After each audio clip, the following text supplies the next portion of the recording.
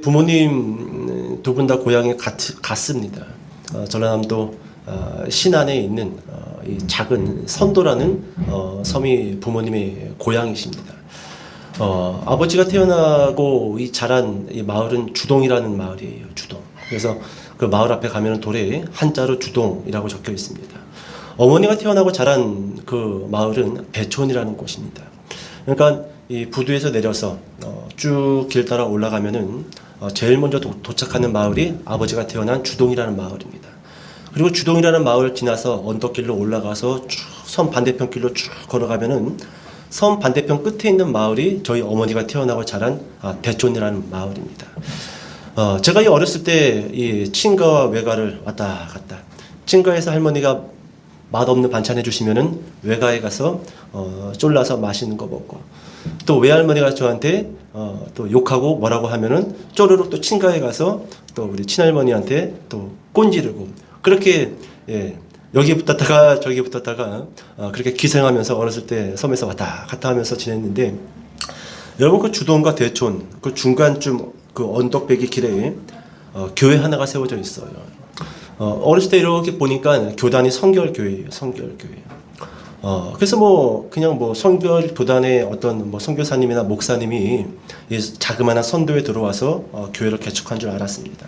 그런데 제가 시간이 지나고 성결대학교 대학원에 들어가서 신학을 공부하고 성결교단의 역사를 공부를 하다 보니까 왜 선도에 장로교단도 있고 침례교단도 있고 감리교단도 있는데 왜 성결교단의 교회가 세워졌는지에 대한 그 역사를 제가 알게 됐단 말이지요. 이번 저희 선도에서 이렇게 북쪽으로 보다 보면은 마주 보이는 섬이 하나가 있습니다. 그 섬 이름이 증도라는 섬이에요.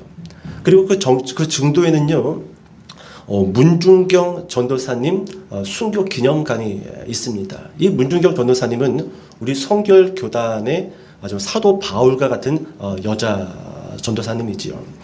제가 잠깐 이 문중경 전도사님에 대해서 좀 시간을 길게 해서 여러분들에게 좀 소개를 드릴까 하는데, 여러분 이 문중경 전도사님은 1891년 2월 2일 전라남도 신안군 암태면 수곡리에서 삼남 사녀 중 삼녀로 태어났습니다. 아주 옛날 분이시죠. 1891년도에 태어나셨으니까요. 뭐 그때 여자들이 태어나면은 뭐 학교를 다녔겠습니까? 가난했지요. 또 일본의 그런 압제가 시작되기 뭐 초일기가 들어갔기 때문에 뭐 어디 가서 뭐 마땅히 좀 살기도 힘들었지요. 우리 뭐 이창현 전도사님, 또 이하우 권사님, 뭐 이 시대는 아니지만 그래도 1940년대생들 아닙니까? 일제시대 때 그 시대에 태어났고 또 6.25 동란을 겪었기 때문에 충분히 그 시대가 어떤 시대였는지에 대한 생각이 들 것입니다. 1891년도에 태어나셨고 뭐 변변하게 소학교도 나오지 않았단 말이지요. 17살이 되던 해 부모님이 이 정근택이라는 사람에게 시집을 보내버립니다. 옛날엔 그랬던 것 같아요. 뭐 학교도 안 보내고 그냥 얼른 시집이나 가라. 뭐 14살만 돼도 15살만 돼도 그렇게 시집들을 보냈단 말이죠. 여러분 이 문중경 전도사님 17살의 정근택이라는 사람을 만나서 결혼을 합니다. 근데 이 정근택이라는 사람은요, 사업가였어요. 뭐 어떤 사업을 했는지에 대해서 자세하게 기록되어져 있지는 않지만 뭐 사업한다고 여기저기 다니고 그랬던 것 같습니다. 그러니까 이 문중경 전도사님은 17살 어린 나이에 시집을 갔는데, 이 남자가 한번 나갔다 하면은 막 3달째, 4달째, 6개월째 집에 들어오지 않는 겁니다. 뭐 돈이라도 좀 보내주고 먹을 거라도 좀 보내줘야지 살 텐데 뭐 나갔다고 하면은 뭐 소식도 없어요. 그러다가 한참 후에 소식이 들려오는데 어떤 지역에서 다른 여자 만나서 살림을 차렸다라는 소식을 듣고 그렇게 두 사람의 관계는 끝납니다.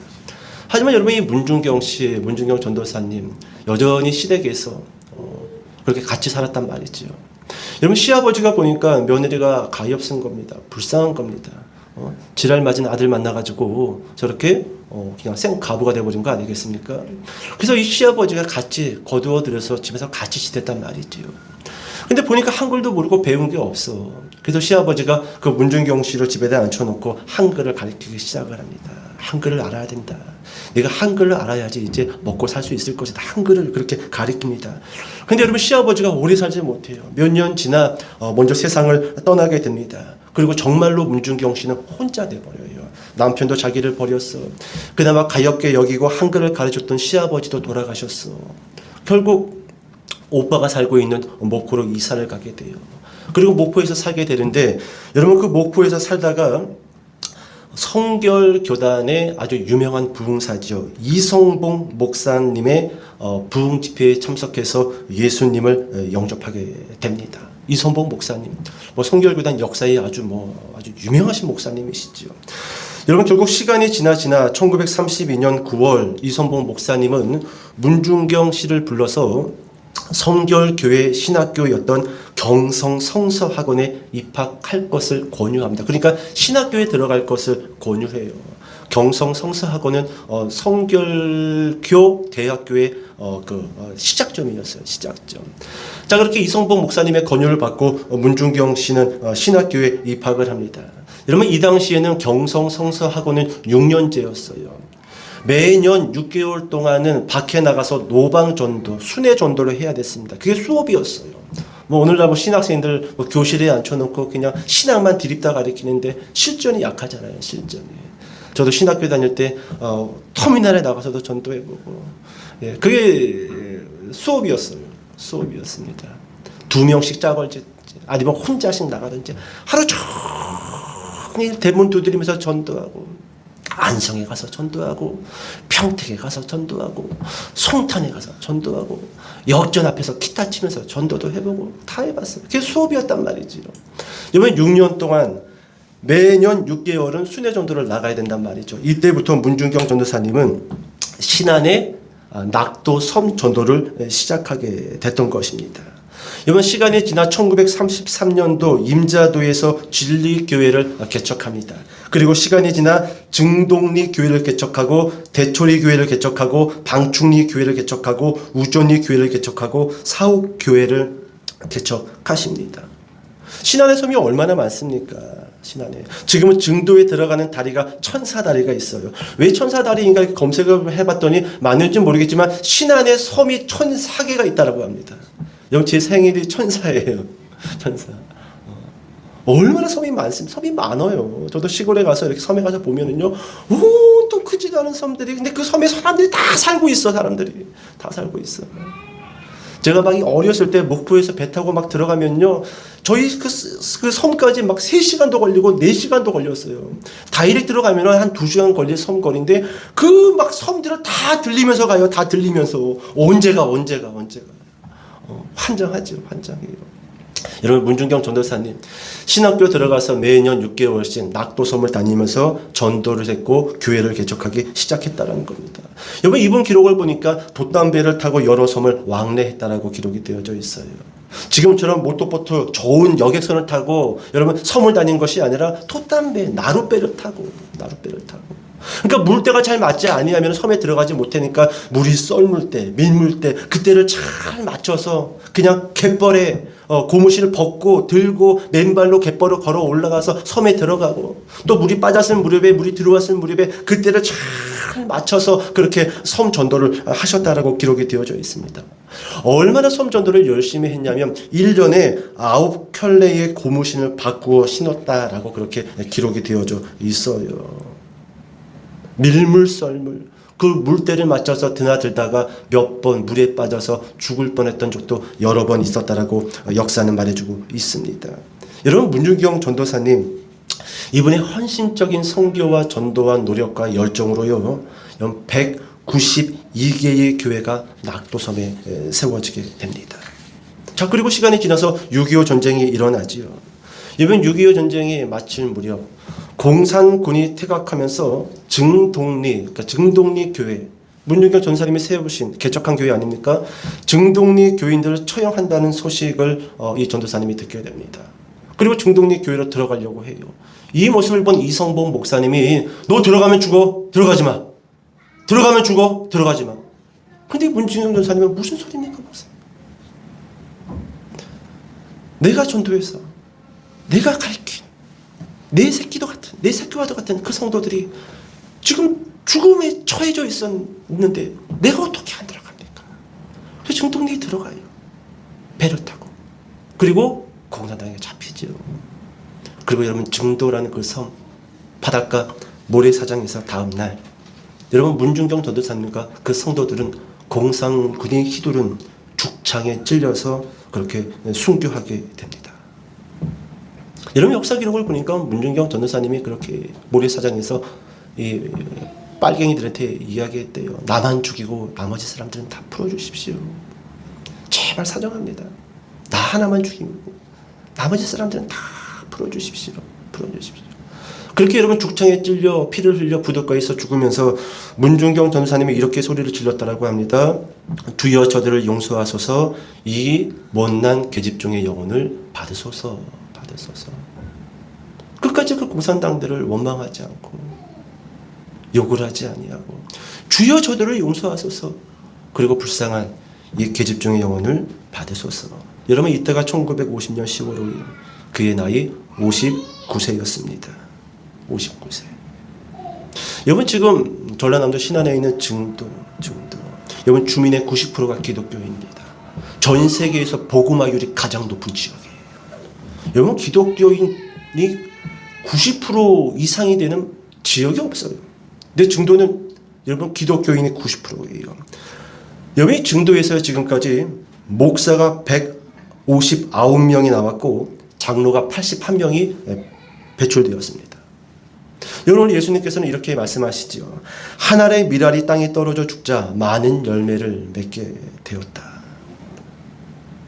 한 알의 밀이 땅에 떨어져 썩어 없어지자 많은 열매를 맺게 되었다.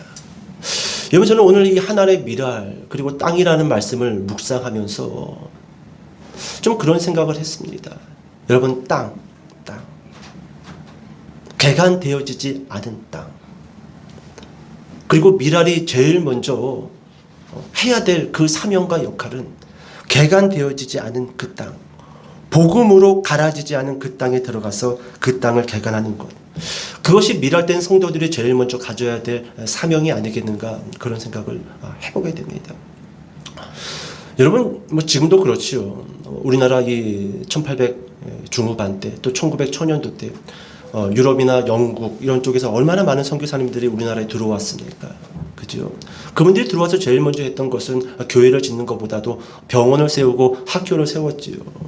그리고 헐벗은 아이들을 불러가지고 신발을 신기고 옷을 갈아입히고 목욕을 시켰지요. 근데 여러분 봅시다. 여러분 전도하고 선교하는 일에 있어서 여러분 우리가 병원을 세울 수가 있고 뭐 국수집을 만들 수도 있겠지요. 학교를 지을 수도 있겠지요. 근데 여러분 여기서 우리가 한 가지 좀 생각해 봐야 할 것이 우리는 그 병원과 학교와 국수집과 빵집을 통해서 전도해야지라는 목적을 가지고 그렇게 병원도 세우고 학교도 세운다라는 것입니다. 그지요? 그건 참 좋은 방법이라고 생각이 되어집니다. 근데 저는 조금 다르게 생각이 되어져요. 여러분 만약에 우리가 전도 목적으로 학교를 세우고 병원을 세운다라고 한다면요. 만약에 학교를 세우고 병원을 세워서 전도가 안 되면 어떻게 할 겁니까? 병원 문 닫을 겁니까? 학교 문 닫을 겁니까? 여러분 전도라는 목적 참 좋지요. 좋습니다. 근데 여기에 여러분 말은 좋을지 모르겠지만 여러분 우리의 이기심이라는 그 마음이 이 안에 감추어져 있다라는 거예요. 여러분 우리가 기독교인으로서 누군가를 도울 때요. 좀 전도 목적을 나중으로 미뤄뒀으면 좋겠습니다. 그냥 그 한 사람을 사랑해서 뺨을 주고 도와주었으면 좋겠어요. 그러면요. 시간이 지나면 그 땅에 개간되어지지 않은 그 땅에 밀알이 떨어져서 그 땅에 개간되지 않을까요?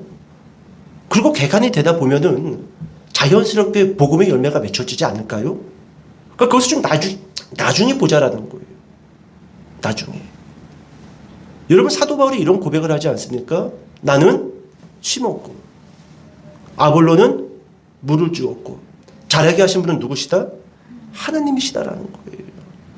여러분 심은 사람이 물 걱정하고 자라는 걱정하다 보면은 제대로 안 자라네. 그럼 심겠습니까?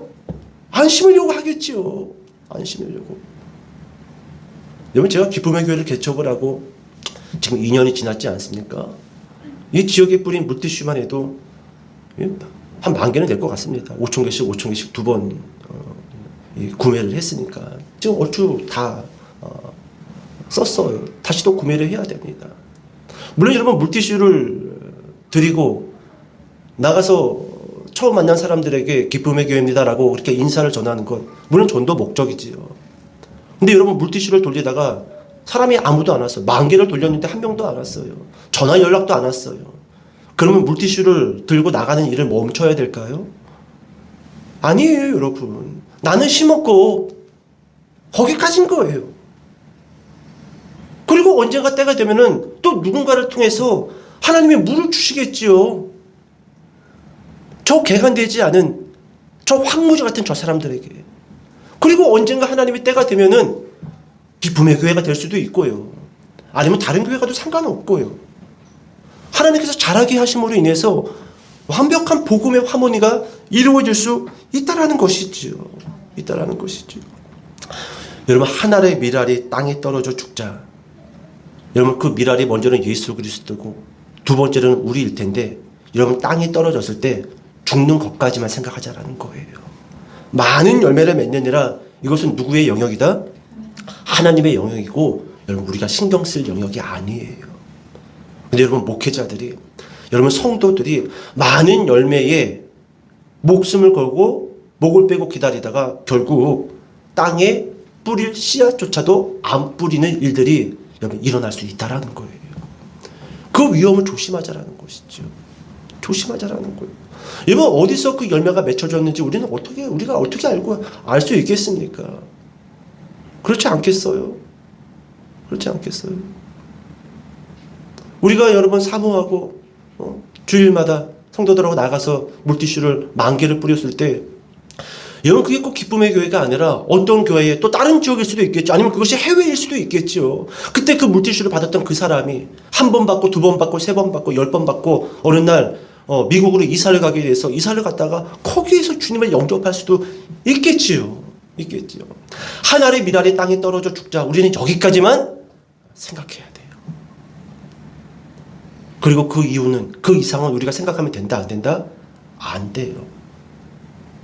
그리고 그 일로 인해서 의기소침할 필요도 없고요. 그 일로서 교만해질 필요도 없단 말이지요. 여러분, 어떤 교회는 전도하지 않아도 막 성도들이 몰려오는 교회가 있습니다. 여러분, 조심하셔야 돼요. 내가 심고 내가 물 주고 내가 자라겠다라는 그런 교만된 마음이 여러분 갑자기 사로잡힐 수 있단 말이죠. 여러분, 또 어떤 교회를 열심히 전도했는데 10년이 지나고 20년이 지났는데도 20명이 안 되는 교회들이 지금 주변에도 많이 있습니다. 그런 목사님과 사모님들과 성도들을 종종 찾아가서 볼 때마다 되게 의기소침해 있어요. 주눅 들어 있어요. 옆에 교회는 별것도 아닌데 성장하는데 나는 왜 그러지? 여러분, 그럴 필요 없다라는 거예요. 여러분, 죽는 걸로, 밀알 땅에 뿌린 걸로, 여러분, 우리는 거기까지만 생각하시면 돼요. 거기까지만. 왜 결과까지 생각합니까? 여러분, 성도는 과정만 생각하면 돼요. 과정. 전도해. 알겠습니다. 여러분, 목사는요, 그냥 설교하면 돼요. 듣든지 안 듣든지, 주무시든지 안 주무시든지, 기억을 하든지 기억을 못 하시든지, 저는 그냥 나팔수해요. 그냥 오늘도 여전히 하나님께서 주신 말씀을 묵상하고 올라와서 여러분들에게 전달하는 겁니다. 지금은 안 듣는 것 같고, 지금은 불신하는 것 같고, 지금은 주무시는 것 같지만, 언제 이 뿌려진 한 알의 밀알이 그 땅을 개간해서, 그 영혼을 개간해서 여러분 하나님의 사람으로 세울 줄 우리가 어떻게 알겠냐라는 거예요. 하지만 하나님께서는 반드시 성도가 뿌린 그 밀알을 통해서 많은 열매를 맺게 하신다라는 거예요. 다른 방법 찾지 않으십니다. 다른 데서 영혼 부르시지 않아요. 오직 우리가 뿌린 그 눈물의 밀알을 통해서 하나님의 때에 많은 열매를 맺게 하신다라는 것이지요. 여러분, 그래서 저는 여러분 하늘나라에 갈 좀 그 소망이 있어요. 좀 기쁨이 있습니다. 어떤 기쁨이 있냐면, 제가 목회를 하면서 설교를 얼마나 많이 했습니까? 제가 목회를 하면서 전도를, 노방전도를 얼마나 많이 했는데요. 그리고 하늘나라에 가서 좀 물어보고 싶어요. 하나님, 제가 뿌린 그 밀알이 어느 정도의 열매를 맺었나요? 저기 봐라, 저기. 저 사람들이 다 네가 그 뿌린 밀알의 그 출발이 되어서 천국에 올라온 성도들이다. 잘하였도다. 착하고 충성된 종아. 저는 소망이 있어요. 비록 내 눈으로 내가 전도해서 내가 그 열매를 거두어서 내 눈으로 목격은 한 적이 별로 없지만, 분명 하늘나라에 가면은 원영이도 잠깐 이리 와라. 네가 뿌린 씨앗이 어느 정도 열매를 많이 맺은 줄 모르지? 저기 봐라. 지금 내가 10분의 1만 보여주는 거야. 다 보여주면 너 기절할까봐. 여러분, 이런 좀 기쁨이 있지 않습니까? 제가 그런 이야기 했잖아요. 제가 전자회사에 근무할 때 한 달 꼬박 야근하면서 일을 해도 고작 쥐꼬리만한 월급. 그거 보고 제가 충격을 받았어요. 그리고 하나님 앞에 기도를 했지. 하나님, 이게 뭡니까 이게. 그때 하나님께서 사무실에 앉아있는 제 마음에 감동을 주셨어요. 한정훈이 천하보다 귀하다. 너 정말로 돈 많이 버는 사람 되길 원하냐? 정말로 누구보다도 가장 큰 부자 되길 원하냐? 하나님 돈 싫어하는 사람이 있습니까? 그랬더니 주식을 사라. 그때 삼성 주식을 샀어야 되는데. 그런 이야기는 하시지 않아요. 한 영혼이 천하보다 귀하다. 신학교 가라. 가만 생각하니까 맞아요. 맞습니다. 여러분, 100억 버는 것보다도 1000억 버는 것보다도 더 큰 부자는 한 영혼을 하나님께 인도하는 것. 이것보다 큰 부자 있을까요? 없어요, 여러분. 없습니다. 그런 의미에서 여러분, 저는 좀 든든해요. 지금 아침을 안 먹어서 배가 고프지만 든든해요. 제가 얼마나 큰 부자인데요. 얼마나 큰 부자인데요. 여러분, 두 번째 좀 여러분들에게 소개시켜드릴 선교사님이 있어요. 우리가 잘 알고 있는 선교사님인데, 여러분, 1800년도 중반까지 조선은 복음의 열매가 전혀 없었던 황무지와도 같은 땅이었습니다. 하지만 여러분, 1800년도 후반, 무려 한 중반쯤이지요. 개신교 첫 순교자 누구지요? 토마스 목사님이죠. 우리가 잘 알고 있는 목사님이죠. 여러분, 로버트 저메인 토마스 목사님, 이분은 개신교 첫 순교자입니다. 1839년 영국 웨일즈에서 태어나서 런던 대학교에서 신학을 공부를 합니다. 그리고 24살에 목사 안수를 받습니다. 시간이 지나 1863년 아내 캐롤라인과 선교의 꿈을 갖고 중국 상하이로 출발을 합니다. 그런데 여러분, 중국에서 얼마 지나지 않아 아내가 사망을 하게 되죠. 이 일로 토마스 선교사님이 큰 좌절감을 맛봐요. 그래서 선교직을 잠깐 내려두고 중국 산둥석에서 세관 통역 일을 맡게 됩니다. 그렇게 세관에서 통역하는 일을 하다가 어느 날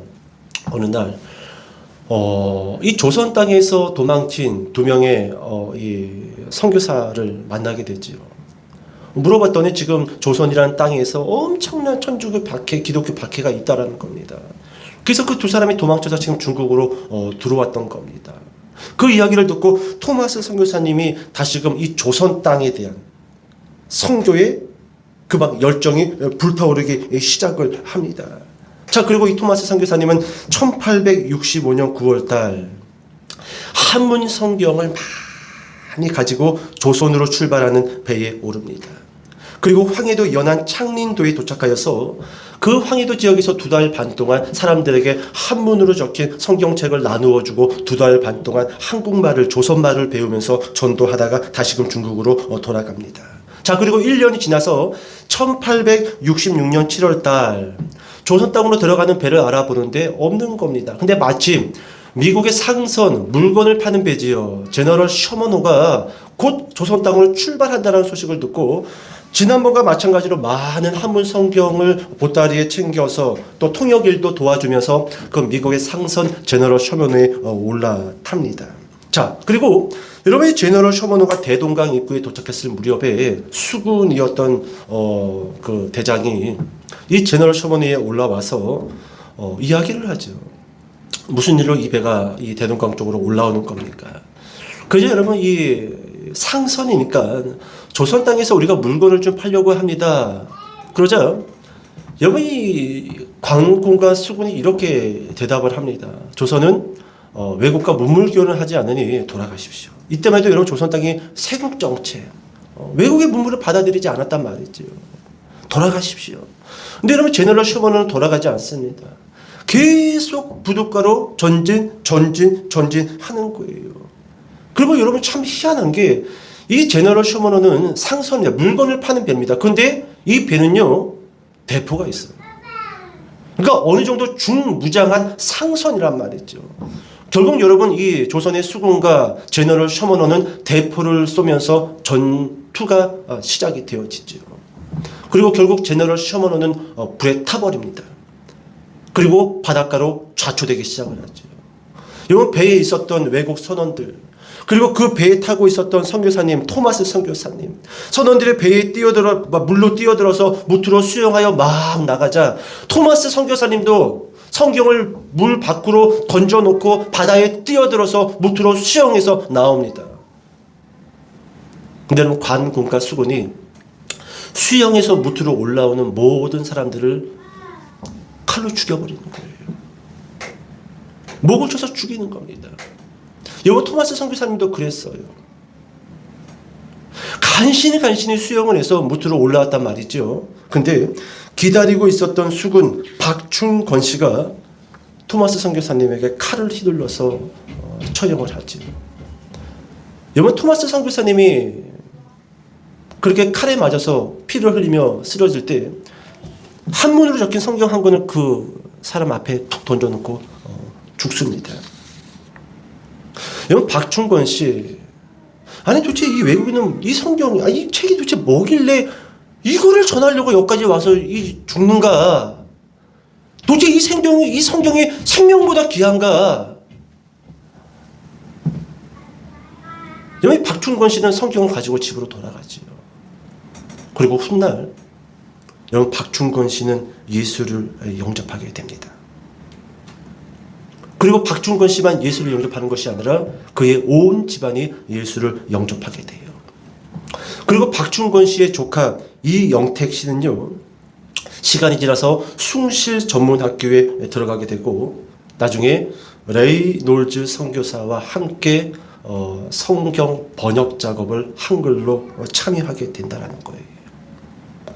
여러분 토마스 선교사님은 예수님 믿으십시오라는 그 복음을 온전히 전하지 못하고 간신히 조선 땅에 수용으로 올라와서 바로 죽었단 말이에요. 근데 그 땅, 개간되지 않은 그 조선 땅, 복음의 열매가 없었던 그 조선 땅에 성경이라는 말씀을 툭 던져놓고 돌아가셨단 말이에요. 하나의 미랄이 여러분 개간되지 않은 땅에 떨어졌던 거지요. 근데 그것이 박충권 씨와 그의 온 가족을 전도했고, 그리고 그의 조카를 통해서 레이놀즈 선교사님과 함께 성경을 한글로 번역하는 작업에 참여케 했다라는 거예요. 여러분 이 시대에 또 다른 하나의 스토리가 같이 진행되었습니다. 토마스 선교사님이 조선 땅에다 뿌려놓았던 그 성경 한 권을 11살이었던 최치량이라는 소년이 그 성경 한 권을 우연히 죽게 됩니다. 그리고 까막눈이니까 두툼한 책이에요. 그래서 여관방을 운영했던 박영식 씨한테 그 성경을 전달해줘요. 이 박영식 씨가 이 책을 보니까 이 종이가 괜찮아. 방에다가 도배지로 써야 되겠다. 그래서 성경을 창세기부터 쭉쭉 찢어가지고 이제 창세기부터 차근차근 1장 1절부터 그냥 계시록까지 모든 방마다 성경을 아주 야무지게 붙여넣습니다. 야무지게. 그러니까 여러분 그 여관방을 이용했던 사람들마다 태초에 하나님의 천지를 창조한, 이게 무슨 말이에요? 첫째 날 빛이 있으라 하시니 빛이 있었더라. 이게 뭔 소리야? 그러니까 여러분 그 여관방을 드나드는 사람들마다 계속 그 성경을 읽고 이게 뭔가, 예수는 누군가, 구원은 무엇인가, 지옥은 무엇인가, 천국은 무엇인가, 자연스럽게 그 여관방을 통해서 여러분 많은 사람들이 성경을 접하게 됐다라는 거예요. 여러분 결국 시간이 지나시나 여러분 박영식 씨가 여관방을 운영했던 그 위치에 널다리골 교회가 세워집니다. 그리고 그 널다리골 교회가 시간이 지나 1907년 평양 대부흥운동이 일어났던 장대현 교회의 장소가 되어져요. 여러분 누가 알겠냐라는 거예요. 누가 알겠냐라는 거예요. 하나의 미랄이 땅에 떨어져 썩어 죽음에 많은 열매를 맺었다. 오늘 예수님께서 여러분 우리들에게 주시는 말씀이라는 것이죠. 말씀이라는 거예요. 조선이라는 황무지와도 같은 땅에 복음의 씨앗이 떨어지자 수많은 열매가 맺게 되었다는 것이죠. 여러분 서울 양화진 가보셨습니까? 저는 여러 번 청년들과 학생들과 또 여전도회를 데리고 양화진 묘역을 다녀왔습니다. 양화진 묘역에 가면은 선교사와 선교사 가족을 포함해서 145명이 안치되어 있습니다. 여러분 그 모비명 가운데 캔드릭이라는 묘비명, 선교사님의 묘비명이 있는데 이분은 조선에 온 지 8개월 만에 돌아가셨어요. 26살에 미국인 의료 선교사, 그러니까 미국에서 의사였던 분입니다. 근데 26살 때 조선에 복음의 미랄을 뿌리기 위해서 조선 땅에 들어왔다가 8개월 만에 돌아가셨단 말이지요. 근데 이분의 묘비명에 뭐라고 적혀져 있냐면 나에게 1000개의 생명이 있다면 그 모든 1000개의 생명을 조선에 바치겠다라고 그렇게 묘비명에 적혀 있어요. 1000개의 미랄이 있다라고 한다면 나는 온전히 조선 땅에다가 그 미랄을 던지겠다라는 거예요. 던지겠다라는 거예요. 여러분, 고종의 밀사로 활약했던 호모 헐버트 선교사, 아주 유명하신 분이죠. 고종의 밀사로 활약했어요, 이 선교사님은요. 여러분, 이분의 묘비명에는 이렇게 기록되어 있습니다. 나는 웨스터 민스터 사원보다 한국 땅에 묻히기를 원하노라. 그러니까 여러분, 이 호모 헐버트 선교사님은요, 그냥 자신 자체를 미랄로 생각했던 거예요. 나는 영국의 그 웨스터 민스터, 그 유명한 대학 아닙니까? 그곳에 묻히기보다도 한국 조선 땅에 묻히기를 원하노라. 여러분 너무 쉽게 우리가 우리의 인생에 대해서 생각하면 안 돼요. 우린 다 빚진 자들입니다. 빚진 자들이에요. 수많은 선교사님들이 조선 땅에 와서 생명이라는 미랄을 조선 땅에 던졌고 그 땅에 묻혔기 때문에 우리는 그 열매를 먹는 거예요. 열매를. 그냥 어쩌다가 생긴 열매가 아니에요. 여러분, 이 조선 땅을 보세요. 이 한국 땅을 보세요. 얼마나 풍요롭고 자유롭습니까? 이게 여러분들이 이룩한 겁니까? 조금만 해외에 나가보세요. 제3국에 나가보세요. 얼마나 그 치안이 불안한지, 얼마나 살기 어려운지, 신앙생활 힘든지. 여러분, 저절로 이루어진 건 없단 말이에요. 여러분, 우리는 어떻게 땅에 떨어진 하나의 미랄이 되어 살 수 있을까요? 이것이 제가 오늘 설교의 마지막으로 던지는 질문입니다. 어떻게 우리는 하나의 미랄이 되어서 살 수 있을까요? 여러분, 오늘 본문을 보니까 헬라인들이, 이방인들이죠. 헬라인 몇 사람이 예수님을 찾아옵니다. 근데 제일 먼저 찾아갔던 사람이 사도 빌립을 찾아가요. 그리고 빌립에게 이야기를 하기를, 내가 예수님을 만나기를 원하는데 빌립 사도님 좀 부탁 좀 합니다. 그래서 빌립 사도가 곧장 예수님에게 가서 이 일을 보고하는 것이 아니라 베드로의 동생, 베드로의 형제지요, 안드레를 찾아가서 먼저 상의를 합니다. 헬라인 몇 사람이 예수님을 만나고자 하는데, 여러분, 두 사람은 고향 친구잖아요. 어떻게 하면 좋을까? 그래서 여러분, 안드레와 빌립이 한참 상의를 한 후 예수님을 찾아가서 예수님에게 직접 이야기를 합니다. 저는요, 오늘 본문의 이 시작, 빌립과 안드레, 그리고 헬라인, 저는 여러분 이 스토리가요, 사도 요한이 개인이 기록한 사건이 아니라고 생각이 되어집니다. 왜냐하면 오늘 여러분 이 사건은요, 우리로 하여금 어떻게 하나의 미랄이 될 것인지에 대해서 보여주고 있는 작은 스토리라는 거예요.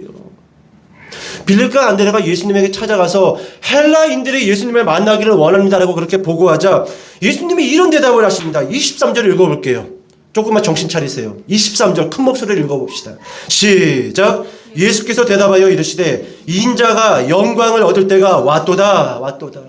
여러분, 헬라인들이 찾아왔는데 예수님이 엉뚱한 대답을 하세요. 인자가 영광을 얻을 때가 왔다라는 것입니다. 여러분, 제가 두 가지를 정리하면서 오늘 좀 설교를 정리할게요. 여러분, 헬라인들이 예수님을 찾아왔다는 것은요, 이제 예수 그리스도께서 하나의 미랄이 되어서 십자가에서 죽으시면은 이제 전 세계에 흩어졌던 복음률 제로였던 그 이방 땅이 개간되어져서 하나의 미랄이 그 이방 땅에 심기어져서 이제 저 이방에 무수히 많은 사람들이 예수 그리스도 앞에 찾아올 거라는 거예요. 그런 의미에서 예수 그리스도께서 헬라인들이 나를 찾아왔다라는 그 소식을 듣고 이제 내가 드디어 십자가에 달려 영광을 얻을 때가 되었다라고, 내가 하나의 미랄이 되어서 죽을 때가 되었노라고 선언하는 거예요. 정말로 우리가 생각하는 그 영광이 아니라 내가 미랄 되어서 죽을 때가 되었다. 여러분, 우리는 예수를 믿고 기독교라는 그 종교단체에 몸을 담고 있으면서 얼마나 세상의 영광을 위해서 예수 그리스도의 이름을 들먹이며 삽니까? 영광. 여러분, 기독교인들에게 정말로 참다운 영광이 뭐예요? 우리는 세상의 영광 때문에 눈이 멀어 있잖아요. 세상의 영광 때문에 온통 두려움에 사로잡혀 있잖아요. 여러분, 잘못 배운 거예요. 잘못 배웠어. 예수님은 영광을 얻을 때가 왔다라고 하면서 하나의 미랄되어서 십자가에 달리려고 준비를 하고 계신단 말이죠. 우리 아까 여러분 강신복 권사님이 기도하셨잖아요. 무엇을 먹을까, 무엇을 마실까. 이렇게 영광입니까? 예수님은 그렇게 말씀하시지 않았어요. 하나님의 나라를 구하라. 하나님의 나라를 구하시길 바랍니다. 지금 이와 같은 상황에서도 쩔쩔매는 사람에게 어떻게 하나님께서 먹고 마실 것을 제공하냐라는 거예요. 실력이 안 되어 있는데. 정말로 여러분이 영광스러운 삶을 살길 원한다고 한다면 먼저 힘들어도 하나님의 나라를 구하는 훈련이 되어 있어야 돼요. 하나님은 그와 같은 사람들을 찾고 있고 그와 같은 사람들을 붙잡아서 교회를 세우고 교회를 개척하고 선교사를 파송하고 그들에게 물질로 후원하고 우리가 생각하는 영광과 예수 그리스도가 생각하는 영광이 완전히 다르다는 것이죠. 이제 한 가지만 더 볼까요? 우리는 어떻게 하나의 미랄이 될까? 여러분, 빌립과 안드레를 보세요. 이 사람들이 누구를 데리고 예수님을 찾아왔지요? 헬라인 이방인들을 찾아왔잖아요. 바로 이거예요. 하나의 미랄되라는 거예요. 그것은 여러분들 모두 다 가서 죽으라는 거 아니에요. 순교하라는 거 아니에요. 복음을 알지 못하는 그 자들에게 먼저 그들을 개간하고 그리고 그들을 누구에게로 데리고 와라? 예수님에게 데려와라. 정확하게 여러분 오늘 본문이 그것을 보여주고 있어요. 그러면 여러분 12사도 가운데 왜 하필 빌립과 나단의 안드레일까요? 요한복음 우리가 1장을 쭉 지나올 때요. 예수님이 빌립을 부르십니다. 나를 따라와라. 그리고 빌립이 예수가 하나님이 보내신 메시아라는 사실을 알고요. 곧장 달려갑니다. 누가 시키지도 않았는데. 그리고 누구를 데려오는 줄 아세요? 성이 낫인데. 나다나엘. 나엘. 빌립이 원래 그와 같은 성품의 사람이었어요. 예수님이 봤을 때는 와, 저는 참 대견하네요. 다른 놈들은 좀 복음 가르치고 먹을 거 줬더니 배도 뛰고 집에 가서 낮잠이나 자고 있고 집에 들어와서 어떻게 하면 뭐 즐거운 거 할까, 간식이나 먹을까, 그런 고민하는데 빌립이 쫙 달려갑니다. 친구 나다나엘에게. 그리고 와 보라 네가 지금 이러고 있을 때가 아니다. 와 보라 메시아가 왔다. 예수님 눈에 콕 찍혔던 거예요. 저놈 저거 내가 저놈 써야 되겠다. 너는 걱정하지 마. 내가 건강도 줄 것이고 물질도 줄 것이고 지혜도 줄 것이고 너는 걱정하지 마. 여러분, 안드레도 마찬가지예요. 안드레는 세례 요한의 제자였습니다. 세례 요한이 두 제자를 보내지요. 예수님에게. 그 중에 한 사람이 안드레였단 말이죠. 예수가 메시아라는 사실을 알고 안드레도 어떻게 하지요? 간식 먹으러 갔어요? 마라 엽떡 먹으러 갔습니까? 아니에요. 막 집으로 달려가서 형! 일어나! 그러니까 지금 밥 먹고 배 까고 지금 이렇게 코골면서 주무실 때가 아니야, 형! 그리고 여러분, 우리 베드로 형님, 손잡고 막 예수님에게 가잖아요. 그리고 예수님이 너는 바요나 시몬아, 너는 장차 개바가 될 것이다. 봐요, 여러분. 왜 빌립이고 왜 안드레였을까요? 예수님은 정확히 봤던 거예요. 모든 사도들이 여러분 하나의 미랄이 되어서 사역을 할 것이지만 누구보다도 빌립과 안드레는 그 일에 있어서 열심을 냈던 인물들이었다라는 것이죠. 여러분, 설교를 정리합시다. 여러분, 성도는 복음을 위해서 자기의 생명을 미워하는 것을 두려워하지 말아야 합니다.